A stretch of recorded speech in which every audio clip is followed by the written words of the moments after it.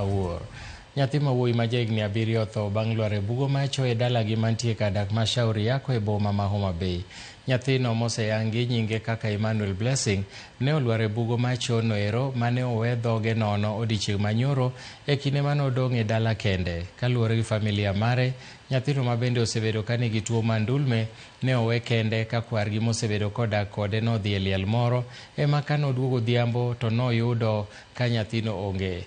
Kwar mare wacho ni mijing'o mar yudo nyathino nogore e lwanda ema kane girango i cho manie dalano to nyo giyudo ringre kanie chono machal ka gima nyo kier molwar e chono. Obila nogolo ringre e bugo machono kendo otere nyaka kar kano ringre jomotho ma Homa Bay. Ayudo ka nyithindo moko tugo e kanisa ka mang'eny. Koro pacha moro biro seche moko wato timore nade wuok odhi oko kocha. Koro chuna dok chien maluoro mabiro nyaka kanyo. Koro temo ng'iye pap kanyo moso ka timore nade ok anene. Koro awuok ago kona luoro kama kadhi mwalo nikech wuon gi odgi ni mwalo piny.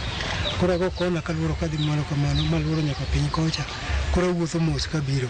Ka gikedo get kacha tawinjo ka nduru gore ka kendo. Koro karinga biro to mayudo ni nyathino osericho. Kato nyithindo ariyo mane wa sikul mane nowe konindo kanyo. Wacho ni mami pare ni Bleni e choto gichako ywak.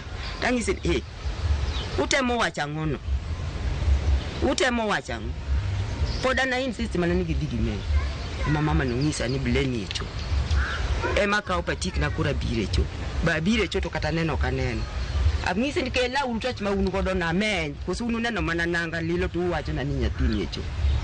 Ka menyo yudo mana ka nyathi sot ne manorwako ema nene cho.